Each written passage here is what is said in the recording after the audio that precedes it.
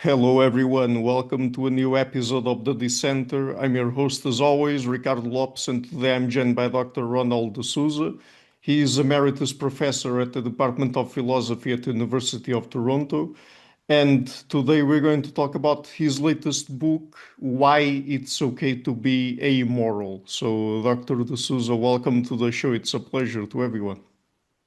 Thank you very much for having me. So, before we get into amorality, what is morality?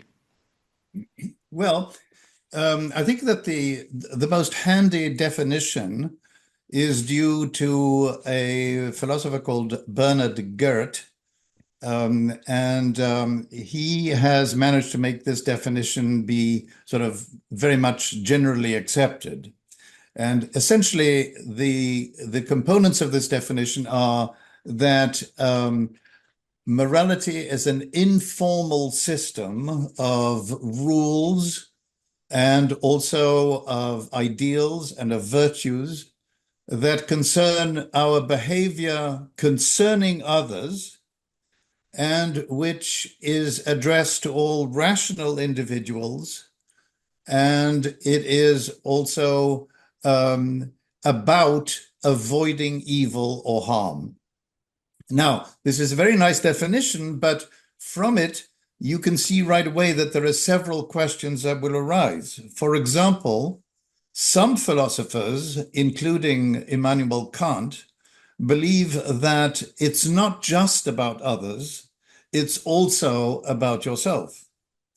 And in the case of utilitarian, the other great tradition in moral philosophy, it's sort of supposed to be about others, but in the end, as perhaps we'll explain later in this conversation, it also is going to require that you attend to your own happiness because you are one of all the people whose happiness is to be considered. And of course, the question of what constitutes a rational being is another question that arises. And of course, what above all arises is where do these rules come from? So that definition of morality sort of sets up the problem, and its difficulties ultimately generate the plausibility of amorality, that is to say, the rejection of the very existence of such rules. But when it comes to professional philosophers, how do they tend to approach morality? Well, professional philosophers generally start from a certain framework, and of course there are competing frameworks, which is one of the problems. But given one or the other of these frameworks, they then try to work out what the consequences of the fundamental principles in that framework, what the consequences would be for any given action in any given circumstance. So for a utilitarian, for example, you're going to look at what will be the consequences in terms of people's happiness, in terms of pleasure and pain for you or anybody else. And if you are a Kantian, you're going to ask not about consequences, but about what kind of person does this action express or represent? And these might lead to different conclusions in different cases. So, in the book, you go through the most prominent ethical theories. Let's talk a little bit about each of them. Tell us first briefly about divine command theory. Now, that's a very good place to start because I think originally many people have thought that the way in which you can get people to behave in a way that's going to be civilized and it's not going to harm people and it's going to be fair, etc., is by threatening them with a kind of higher power which will punish you if you behave badly.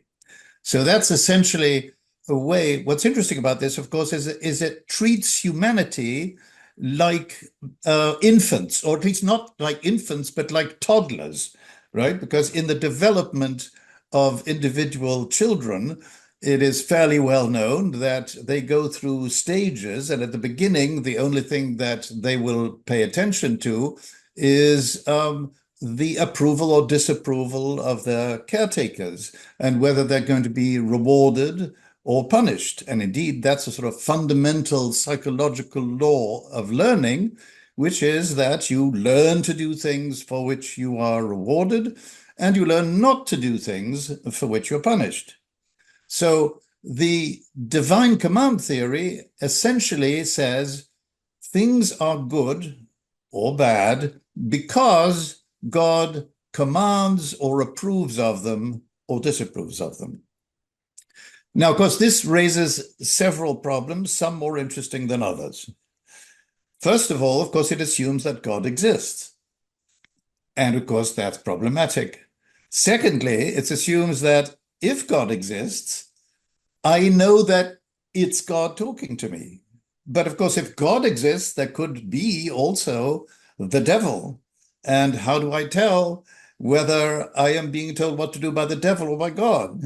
That's a big question.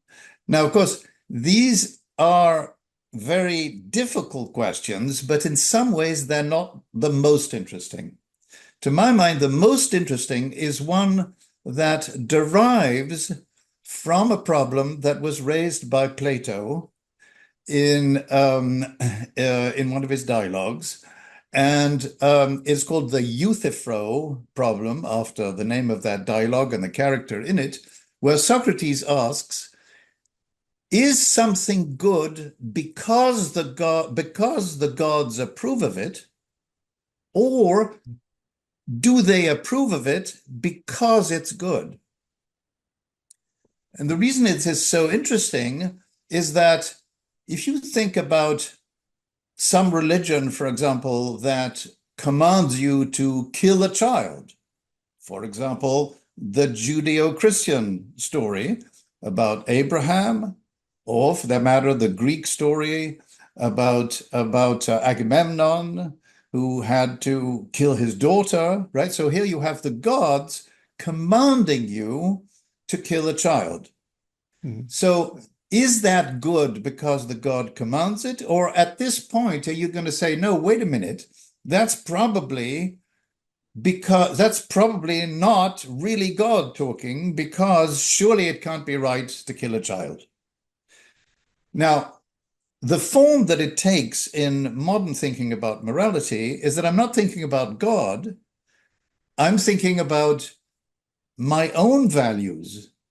And I'm thinking, when I value something, is this just a fact about me that I value it?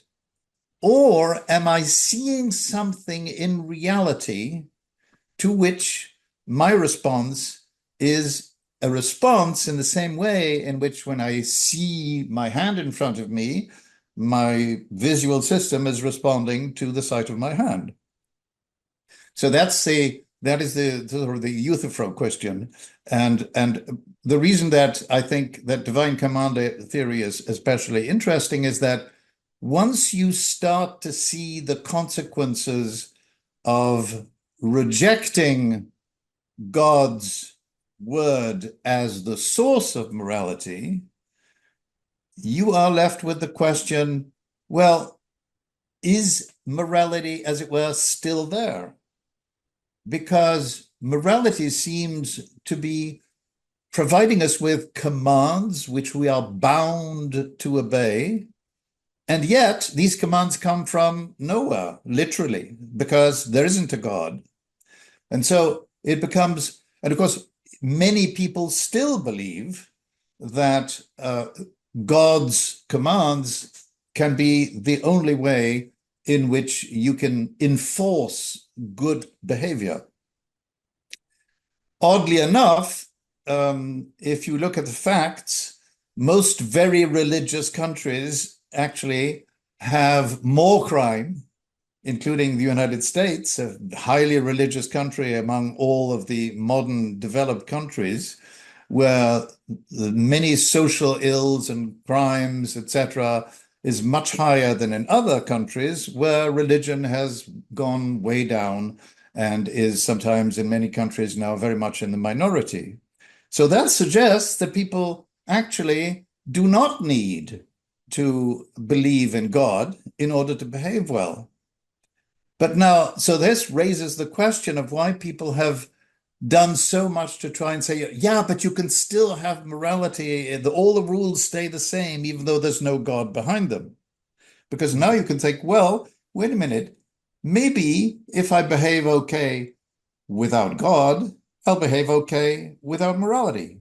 So you repeat the same issue, as it were, one step down below in this hierarchy. Now you've got just morality that it's hanging up there in the sky, but you don't know what its origin is and why it should be the way it is. And then in the book, you also talk about virtue ethics and contractarianism. So tell us first about virtue ethics, then contractarianism, and what you think about each of them. So I think that both virtue ethics and contractarianism are, I think, much less, if you like, much less objectionable as parts of morality. My own conception of morality, that the one that I'm concerned to reject, doesn't deny that it's an important question to ask what kind of person this behavior shows you to be. And how do I feel about being that kind of person? And that would be very roughly virtue ethics, which ultimately goes back to a view that is developed by Aristotle, in which he says, look, everything that has some sort of value has a value because it has a kind of purpose on its own. So, for example, you take any artifact, its very nature is defined by what it's supposed to do. And so similarly, a person's job gets its value and its nature from what it's supposed to do. So he talks about a musician is going to be good at playing the lute or whatever.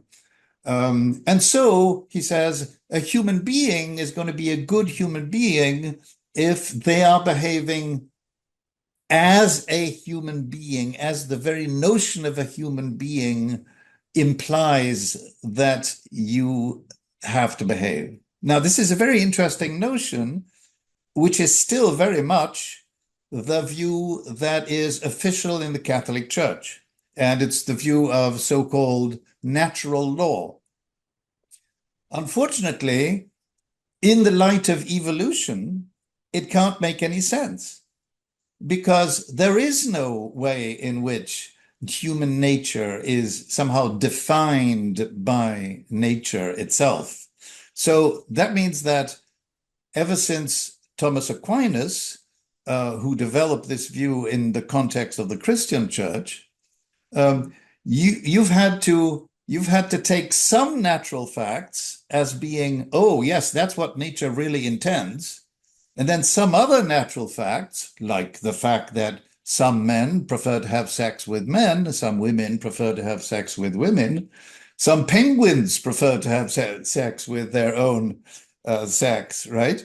As has recently, lots of stories like that about animals have come out. So it's all part of nature, but the church said, oh, yes, no, but these are mistakes. These are against what nature really intends. So that requires you to pick and choose among all the things you find in nature, and only some of them are called natural in the good sense, and others are just perversions of nature.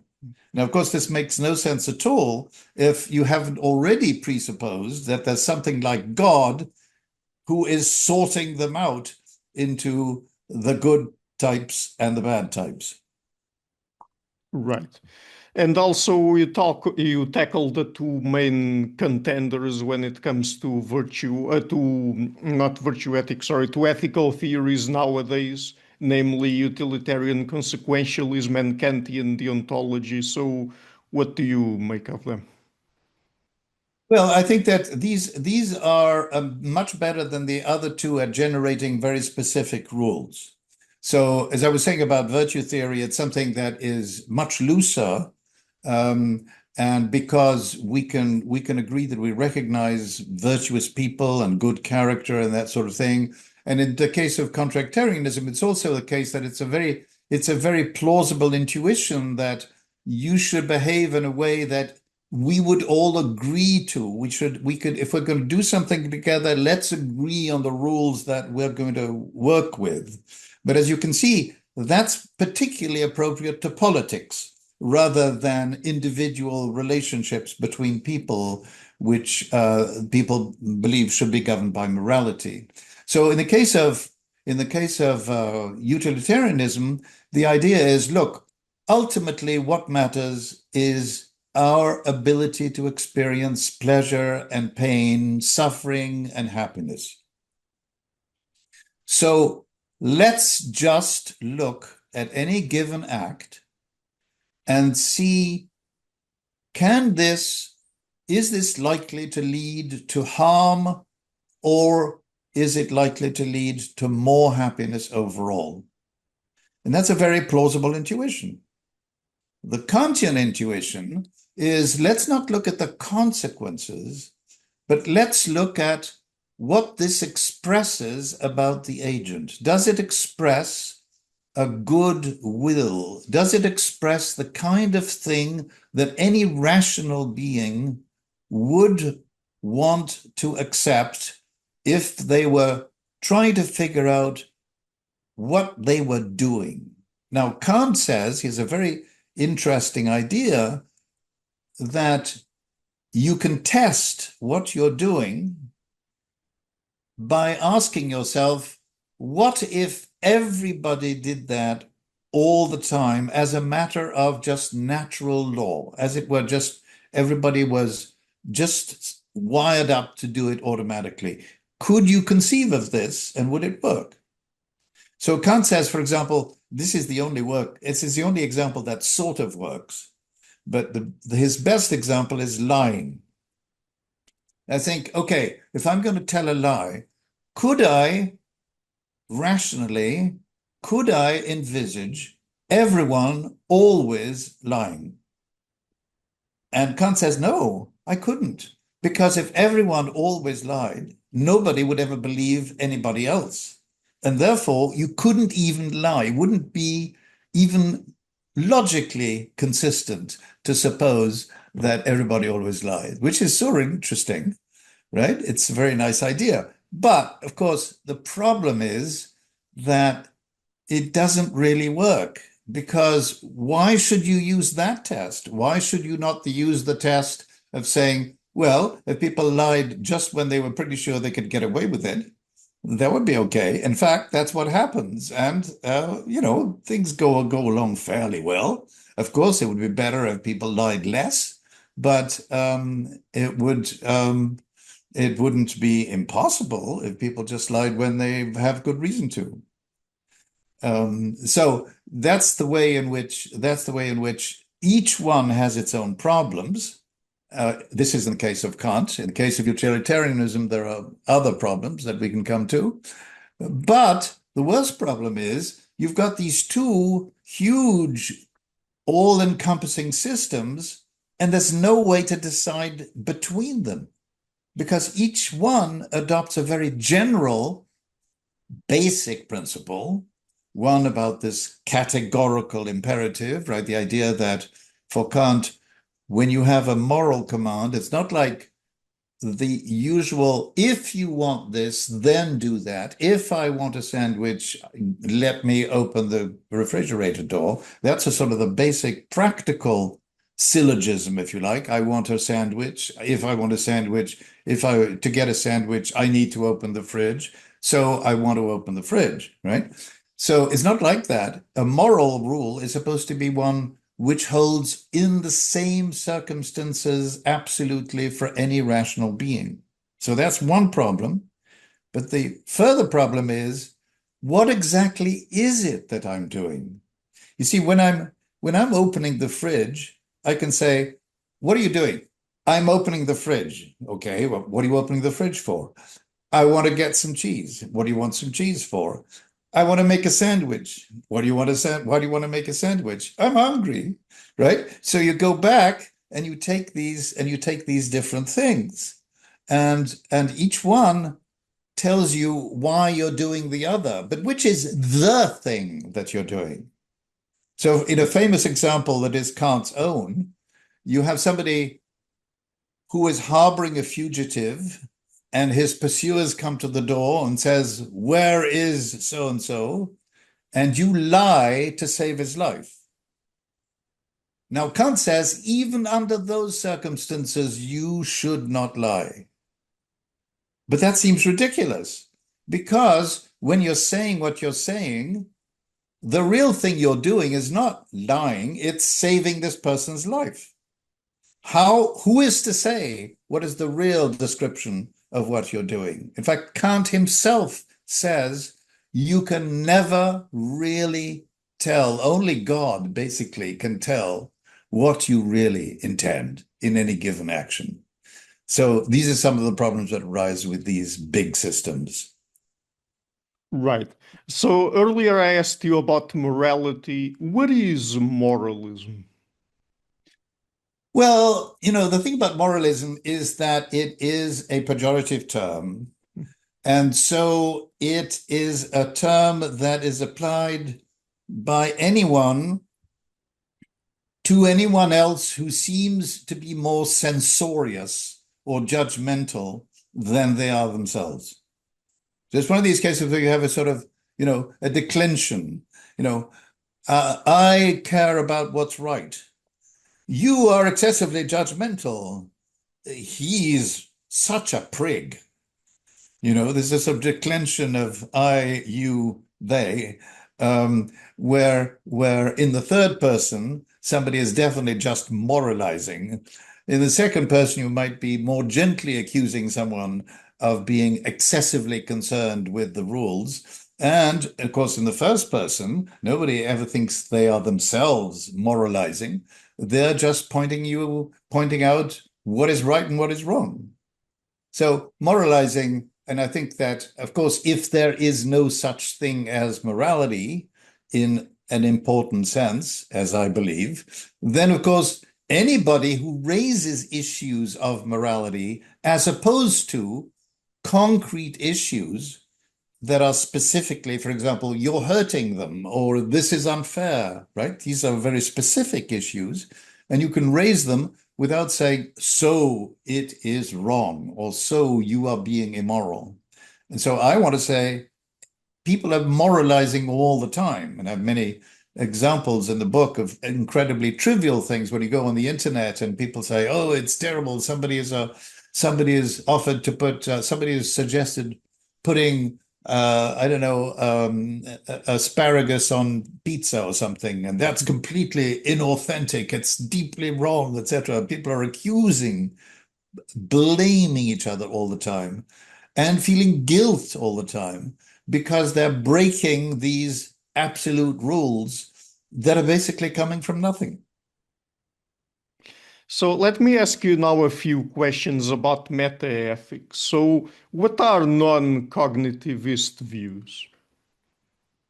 Non-cognitivist views are those that say, and of course there are different, if you like, nuances and very different ways of taking them. But the basic idea came from, well, you could actually trace it all the way back to David Hume, but the basic idea mostly came from originally the logical positivists at the beginning of the last century, in which people said, well, look, if there isn't any kind of morality, that any kind of God that produces these rules, we can think of morality completely differently. Instead of thinking of it as there being objective rules and objective facts of morality, when we say something is bad, we're not really stating anything that intends to be a fact, because there are no such facts. What we're doing is we're expressing a certain emotional response. So in its simplest form, this was sometimes called the boo hurrah view of morality. That when you're saying boo, you're not stating something which is true or false. You're expressing your disapproval of it. Or if you say hurrah, you're expressing your enthusiasm about it. And so there isn't a fact there, doesn't need to be a fact, because it's all about emotional response. So that's a way of explaining the nature of morality, which doesn't commit you to believing in any actual facts. Mhm. And is there such a thing as a moral truth? And how can we know that? Well, obviously, that's what I deny. Now, Mhm. there are some people who deny that morality has foundations, who deny that divine command is true, but who think that nevertheless there are moral truths that are objective and you can just know what they are. And again, that's in a way treating people like children, in the sense that many a parent has said deep in your heart, you know that what you did was wrong, right? You appeal to the voice of conscience, which means you are, in fact, appealing to that kind of emotional response that you expect that people will have if they are moral agents. But of course, that just begs the question of whether these responses that we have are ones that we should, in the weak sense of should, which just means if you want things to go better, then do this, right? Then so, but not absolutely anyone under any circumstances in this situation would have to do this. It just means that no moral truths are required, but that we understand what morality is, and that for some people, that's still an objective fact. For others, it means that morality is just a system of emotional responses that are cultivated by education on the basis of the natural abilities of humans to respond to being taught by their caretakers that some things should be done and other things should not be done. So there's a kind of sociological, psychological approach which fully explains why we believe in morality. And here, I think that Sigmund Freud, in his book about religion, again, the parallel with religion is very, very obvious and easy to see. But Sigmund Freud's view of religion was that it was, in what was for him almost technical sense, an illusion. It's called the future of an illusion. And what he meant by an illusion is a belief that can be completely explained without supposing that it's true. Now, most beliefs, the simplest way of explaining why I believe that there's a lamp over here is that there is a lamp over there and I see it. But in the case of a moral belief or a religious belief, you can fully explain why people hold those beliefs without supposing that there really is a God or that there really is a moral rule, by saying that this person was educated in a certain way, is rigged up in a certain way by nature to be susceptible to such education, such training, learning, etc. So they have learned to respond like this. But that doesn't mean that what they are responding to actually presupposes that there's really something there. It just is something that they're trained to experience. But So then, morality yeah, would then be an illusion. okay. But then where do moral convictions stem from? Well, as I suggested, that they stem from, on the one hand, the kind of mental equipment that we have, which enables us to learn to respond to certain things in certain emotional ways and to behave in certain ways. And so most morality is constituted by the education that people have. So it's not surprising that, for example, when people are abused in early childhood, when they're badly treated in early childhood, then they become abusers. They treat people badly as adults because that is what they've learned. And when people are treated in a respectful and kind and tolerant way, but at the same time guided into certain forms of behavior, then that's what they will have learned. So I think that in terms of where morality comes from, there are lots of detailed questions that psychologists have tried to answer. For example, there's a big debate among anthropologists and psychologists as to how much of our moral, if you like, our moral predispositions, how much is innate and how much is purely due to education. And of course, the answer is it's always both, but perhaps in different proportions, right? So the details are left to psychological, perhaps sociological, anthropological, and perhaps even physiological evidence and the research to find out. But the basic idea is pretty obvious. That's what we've learned. And we learn these things very early. As one person has famously said, it's a title of somebody's book, all that I really needed to know I learned in kindergarten. So it's a combination of emotional dispositions and arbitrary social conventions. Is that it?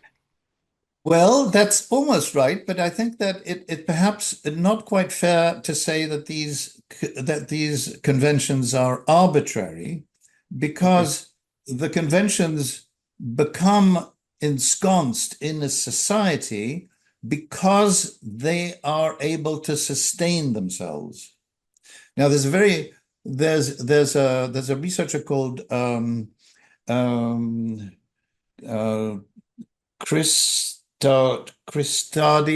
Actually, his name now escapes me, but he wrote a wonderful book called Blueprint, which Oh, examines Nicholas Christakis. Nicholas Christakis. Have you interviewed him? Yes. Aha, wonderful. Well, I must look up the interview then. Yes, well, then as you know, he has this very interesting examination of the circumstances under which and the ways in which a group of people in a difficult situation can actually use the possibility of collaboration to get out of a fix, and the cases where it degenerates and they start to go in for cannibalism and that sort of thing. So I see that's a really good example of the way in which sometimes for human beings it's sort of touch and go whether we're going to be able to sustain a society or a group in which we can all survive and thrive. So yeah. So the conventions are not necessarily arbitrary in that sense, because there are some conventions that will work and some that won't. And for example, conventions that lead to tyranny usually are very good at maintaining a system for a period of time, but ultimately they seem to lead to revolutions and they can't be sustained. Let's hope that happens in the United States right now, as it's on the road to tyranny. Does appealing to supposed moral foundations work? Is rational adjudication possible in these systems? Well, I think in a sense, yes, and in a sense, no. The sense in which the answer is yes is that if you take, for example, the Kantian system or the consequentialist utilitarian system, they are tremendously powerful systems that pretty much will have an answer to everything, and they are able, just as Catholic theology was able, and so was Protestant theology able, to make sense of everything, but only if you stay inside that system. And so, since each one is based on some fundamental principle or principles, but those principles lead to different answers, ultimately, there is no way in which you can arbitrate between them or reconcile them. And that's why, as far as I'm concerned, you might as well give up the whole thing, because you might as well just look at each situation, try to figure out all the considerations that would lead you to want this or to want that, and that's how you're going to be guided in your behavior. So let me ask you now a different kind of question. What are reasons to act, and why do they matter for discussing morality? Now, this is actually a question that philosophers have disagreed about a great deal, and it is, in a way, difficult, but my own instinct is to treat it in a very simple way. The fundamental idea is that if I want something and I apprehend a means to that, to getting that thing, then I will go through a piece of rational deliberation, which roughly says, if you need X, you have to get Y. I need X, so I will get Y. Now, the reason that this is disputed, it seems obvious, right? That this is how we decide things up to a point. But the reason it's controversial is that some people say, no, wanting actually has very little to do with it. Wanting is never a reason, because it's always possible that I might want something, but yet it's not something that I should do. So you see, once you detach the possibility of wanting from the question of whether you should do something, you're going to say, oh, wanting is never in itself a reason. It's only going to be a reason once you plug in this want into a whole system of deliberation, which is based on what a rational being would use, and then you come out with the decision at the other end, and your wants have only helped to feed the premises of this argument. They have not in themselves constituted reason. And so people often in philosophy, many philosophers talk about normativity as something that is both undefinable and that is impossible to get rid of. There's always this question of what you should do that is over and above what you want. Now, to me, that makes very little sense. I think, on the contrary, I think it's wants all the way down. It's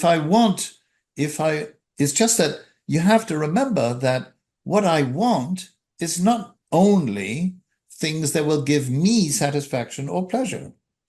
I want all kinds of things that have very little to do with my own pleasure. I prefer other people not to be harmed. I prefer other people to be happy. I want people to be satisfied if I can contribute to it, even if it doesn't affect me. It just happens to be part of what I want. And I think that we all want things, And we all want things that are not just in our self-interest. Unless, of course, we're brought up under a system of a certain kind of libertarian thinking that says the only thing that's really important is what you want, and if everybody does what they themselves want, things will work out as well as they can. Sort of Ayn Rand, sort of egoism, philosophy of egoism. But of course, first of all, that's not actually the way that most people reason. Most people are disposed to have altruistic wants. And so it's perfectly okay to say, I'm just looking at all the different wants that I have. I'm trying to bring them together into an ultimate specific want that I have on this specific occasion to do something rather than not. And are there different kinds of reasons to act? Well, in the sense in which I've just answered your previous question, my answer would be, the short answer would be no, because all actions are driven by whatever it is that funnels all of the things that I'm interested in and want into that one want, which is, if all of this is the case, then I want that.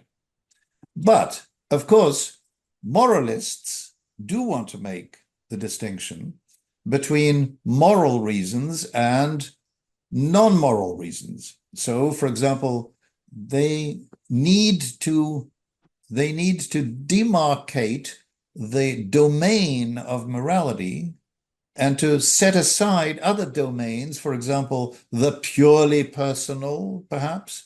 But since, of course, in the purely personal domain, you can also do bad things, you might say that's not necessarily a different kind of reason, but an aesthetic consideration might be non-moral, because whether you'd like to paint your bedroom blue or gray or white or red, it doesn't really affect anybody's happiness or dignity or anything like that. So people would demarcate moral reasons from non-moral reasons. But of course, if there's no such thing as morality, then there's no point in doing that, right? And it's the way that I see it, in fact, is from a Bayesian point of view, that is to say, from the point of view of an epistemology in which our beliefs are not the way in which they sometimes seem to be when you say, I either believe this or I don't believe it. Now, Bayesians take account of the fact that most of the things that we could consider, we have a sort of degree of belief, which is measured by sort of what are the odds that you would bet on this being true. So, for example, if I'm tossing a coin 10 times and you say, well, do you believe that I'm going to get at least one head? You'd probably say, yes, I believe it. But the fact is that rationally, you should believe it's only, well, 2 to the power of 10 is 1 in 1,000. It's only 1 in 1,000 times that you're not going to get ahead, right? 1,020 to be accurate, and right, and that sort of thing. So if you realize, and there's lots of work in psychology that supports this, that most of what we do and most of what we decide is determined by degrees of desire and degrees of belief that work together in a complex system to produce a best action under the circumstances, given those degrees of belief and those degrees of desires. So the Bayesian framework allows us to explain, in theory, what we do in a way that doesn't necessarily require us to have definite answers to the question, do you believe this or do you not believe it? But just assuming for a second that there actually are moral and non-moral reasons, do you think that moral reasons should trump non-moral reasons to act? Well, I obviously think they shouldn't because I don't think there are moral reasons. But if you're asking about what is the general consensus in philosophy, I would say that the majority of people who have worked in moral theory will say that moral reasons trump non-moral reasons because moral reasons are fundamentally about what is good or right as opposed to bad or wrong. And so other things like, is it beautiful? Is it interesting? Is it something that that we all want, etc. These things could be trumped by a moral reason. But one of my colleagues, who is actually a very distinguished moral philosopher, um, when he saw that I was taking that for granted, said, no, well, this is sort of out of date. People no longer really believe this anymore, at least meaning that at least he didn't believe it anymore. But I think it's still, by and large, is generally taught in classes in moral philosophy that moral reasons trump non-moral reasons, which is one of my objections, precisely because I think that that's just giving moral reasons a kind of special status, which is unjustified and which amounts to, in effect, to counting the reasons twice. Now, I don't know if you want me to say something about that at this point. Double counting. Yes, please do. Yes. Yeah. So the thing is that this I regard to be one of the core arguments in my book, is that moral reasons amount to counting some reasons twice over. And here's why. So suppose that I'm considering, or that you're considering, doing something that will actually result in somebody's being hurt. Now, I want to say that is a good reason for you not to do it. Now, the moralist will, of course, agree with this, but they will say it's a good reason to say that it's wrong, and it's because it's wrong that you shouldn't do it. And I want to say, now, wait a minute. The reason it's wrong is just comes from the fact that it will hurt someone. So that's really nothing more to your saying that it's wrong than what I agreed to in the first place, which is it's going to hurt someone. And so now you look like you're counting this reason twice. In the first place, you're saying, it's going to hurt someone. That's a reason. And now you're saying, on top of that, it's wrong. So you're counting it twice because there's nothing more to its being wrong than the fact that it hurts. As philosophers say, its being wrong supervenes on its hurting someone. In other words, it can't stop being wrong unless it also stops hurting somebody. So you're basically saying twice over that you have a reason when you really only have one reason. Right. So in the book, you argue that morality can easily resemble certain kinds of fanaticism. Could you explain that? Yes, and I think this derives quite quickly from the answer to the previous question about moral reasons trumping everything. Because if you think that moral reasons trump all non-moral reasons, then you're also going to think particularly if you endorse one of these great systems of morality, that the answer that's given by that system of morality just is the right answer, and there's no other, there's nothing else to be said. And if that's the case, then if you care about it, then you're going to fight to the death, and indeed, usually the death of other people. And here again, the parallel with religion is very obvious, right?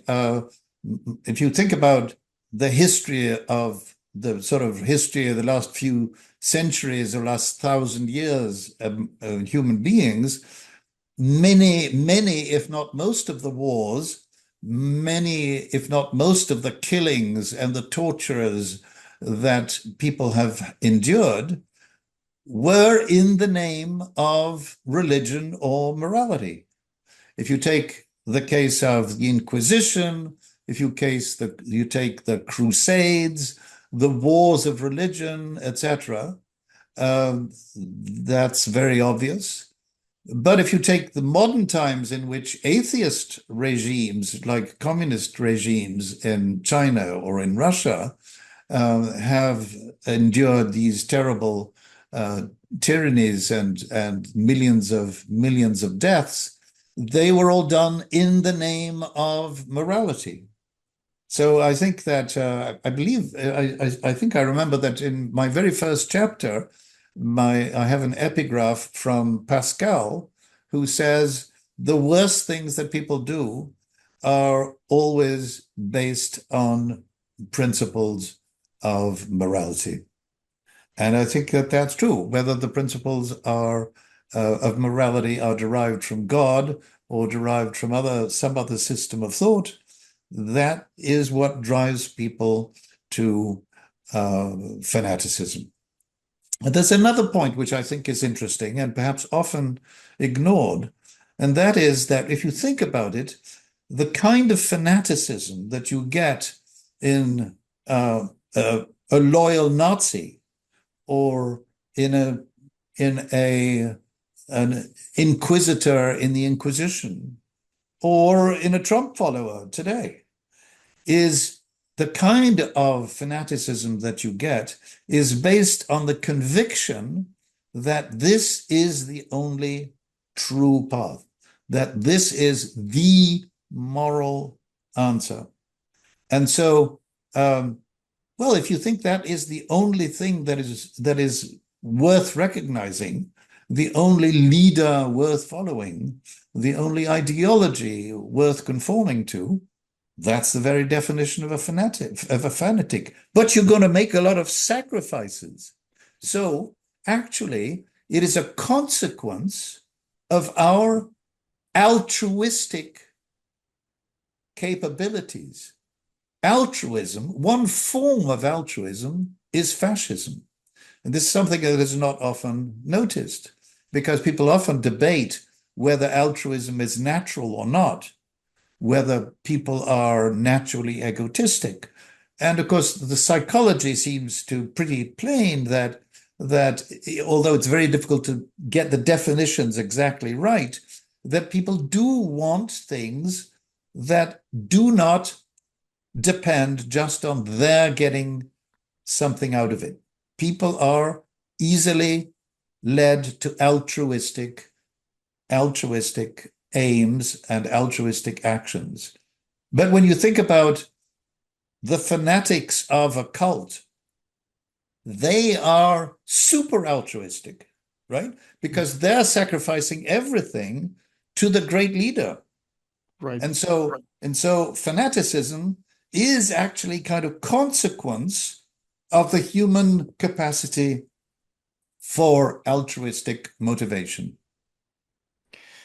What do you make of emotions like guilt, shame, envy, contempt, and resentment? I mean, what kinds of functions do they serve? Well, they sort of serve a function of motivating conformist behavior. And so again, as you know, we had occasion to see moments ago,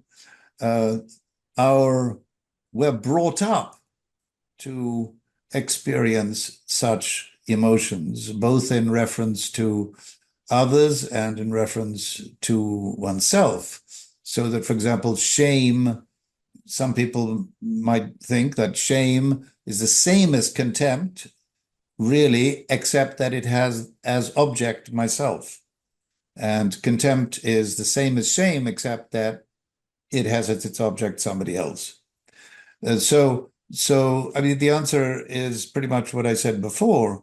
Our education educates our emotions, and our emotional responses are, in particular, they often consist in guilt or shame or contempt, etc. What is amorality then? So, in sum, amorality is simply to morality what atheism is to theism. That is to say, it is the rejection of the very idea that there is an objective system there that you need to take account of that will guide and rationalize your behavior. So an amoralist is, very importantly, quite different from an immoralist, conceptually speaking, because an immoralist is somebody who believes in doing, who wants to do things that are immoral, which means that they have to believe in morality in the first place. Whereas an amoralist is someone who may or may not want to do things that other people would call immoral, but doesn't necessarily want to do those things. It's just that that person doesn't recognize the need for attending to a level of reason in which the reasons considered are called moral reasons. There's no such thing as morality, and therefore there's no such thing as a moral command. Just as if you are an atheist, obviously you can't sin, because to sin is to defy God's commandments. And since there are no commandments because there is no God, then obviously you can't sin, which doesn't mean that you can't do things that other people don't want you to do. Are there different versions of amoralism? There are different ways of interpreting the rejection of any level of moral truth. So one of the people who pretty much started all this, a British philosopher who was designed, or who advocated what is now known as error theory. Error theory just says people believe in morality, but actually in every case they're making a mistake because there's no such thing.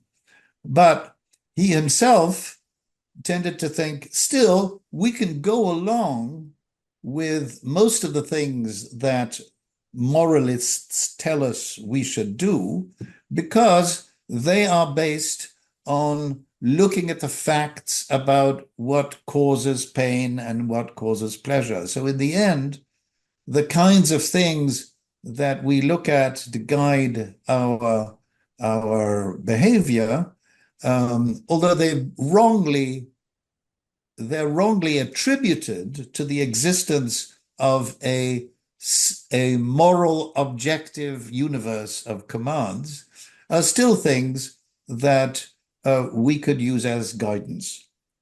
So that's one form, which is what you might call a sort of a kind of conservative way of interpreting amoralism. You don't take it seriously, but you still think it can be socially useful.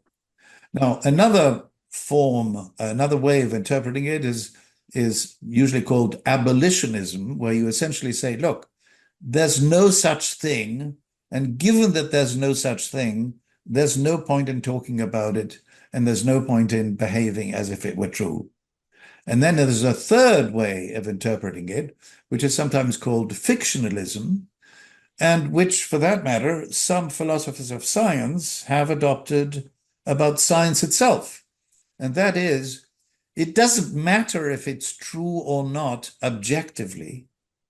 You can still behave as if it were true.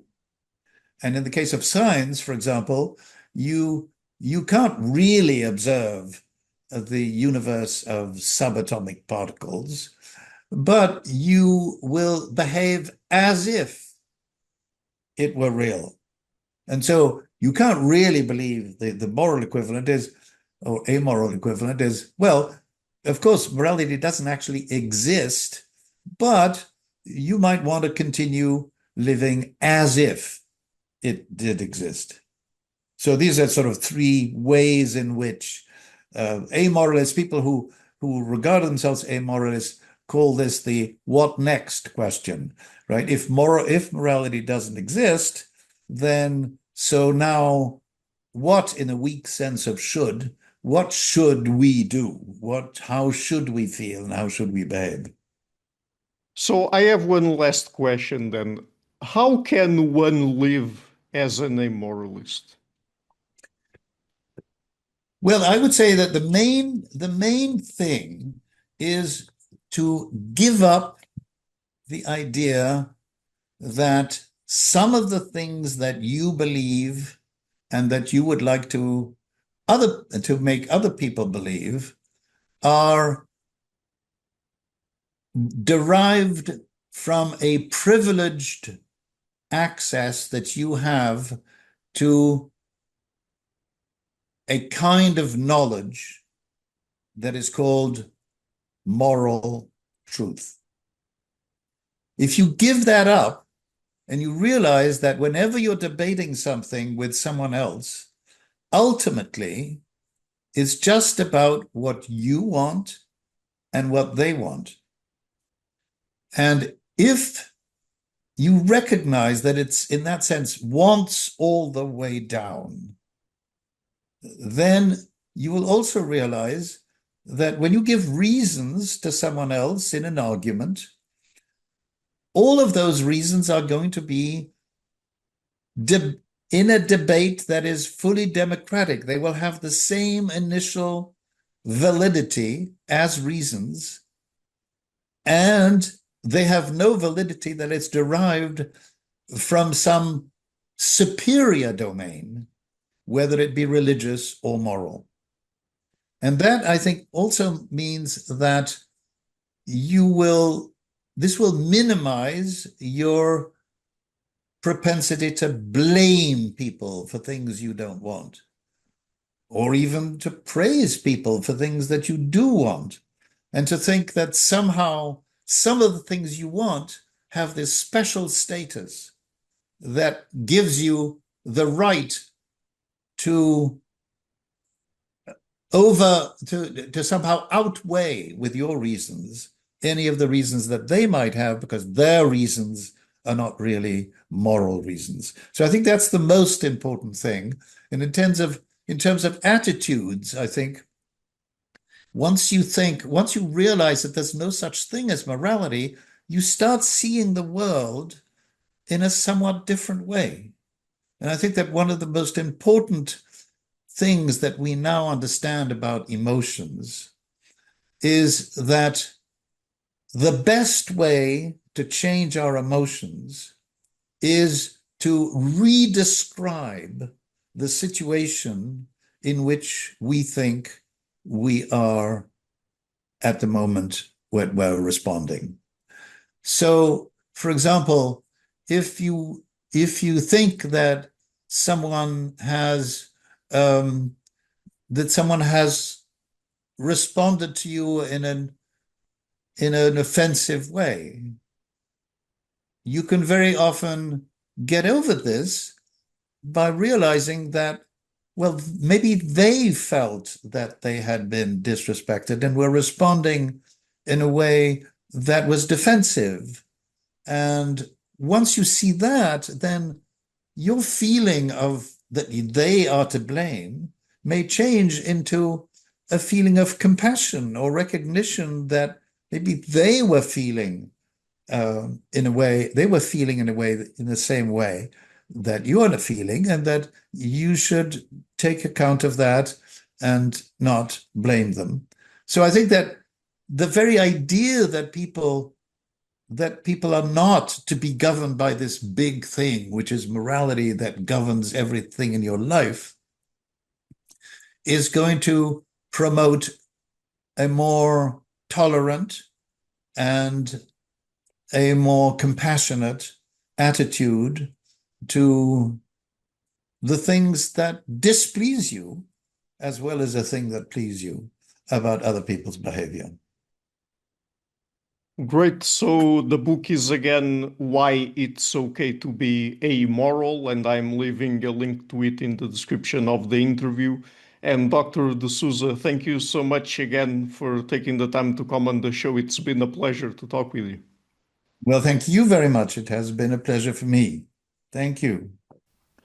Hi guys, thank you for watching this interview until the end. If you liked it, please share it, leave a like and hit the subscription button. This show is brought to you by Enlights, Learning and Development Done Differently. Check their website at enlights.com, and also please consider supporting the show on Patreon or PayPal. I would also like to give a huge thank you to my main patrons and PayPal supporters: Per Ergo Larsen, Jerry Mullerens, Frederick Sunda, Bernardo Seixas, Olaf Alex, Adam Kessel, Matthew Whittingbird, Arno Wolf, Tim Hollis, Eric Alenia, John Connors, Philip Forrest Connolly, Dan Demetri, Robert Windiger, Rui Inácio, Zup, Mark Neves, Colin Holbrook, Phil Kavanagh, Mikkel Stormir, Samuel André, Francis Forte, Tiago Nunes, Fergal Cossen, Hal Herzog, Nuno Machado, Jonathan Labyrinth, João Linhares, Stantantia, Samuel Correia, Eric Hines, Mark Smith, João Eira, Tom Hummel, Sardus France, David Sloan Wilson, Yacila Dez Araújo, Romain Roach, Diego Londonho Correia, Yannick Punter, Dana Rusmani, Charlotte Bliss, Nicole Barbaro, Adam Hunt, Pavlo Stasevski, Nelek Bach, Guy Madison, Gary G. Alman, Sam Afzal, Adrian Yeager, Paul Tolentino, João Barbosa, Julian Price, Edward Hall, Edin Bronner, Douglas Fry, Franca Bortolotti, Gabriel Ponce Cortez, Ursula Litsky, Scott, Zachary Fish, Tim Duffy, Sonny Smith, John Wiseman, Daniel Friedman, William Buckner, Paul George Arnaud, Luke Loaki, Georgios Theophanes, Chris Williamson, Peter Wolozin, David Williams, Diogo Costa, Anton Erickson, Charles Murray, Alex Shaw, Maury Martinez, Coralie Chevalier, Bangalore Atheists, Larry D. Lee Jr., Old Erringbone, Sterry, Michael Bailey, Dan Sperber, Robert Grassi, Zigoren, Jeff McMahon, Jake Zool, Barnabas Radix, Mark Campbell, Thomas Dovner, Luke Nissen, Chris Story, Kimberly Johnson, Benjamin Galbert, Jessica Nowicki, Linda Brandon, Nicholas Carlson, Ismail Benzliman, George Coriatis, Valentin Steinman, Per Crowley, Kate Van Goller, Alexander Hubbard, Liam Dunaway, BR, Masood Ali Mohammadi, Perpendicular, Jonas Hertner, Ursula Goodenough, Gregory Hastings, David Pinsoff, Sean Nelson, Mike Lavigne, and Dios Necht.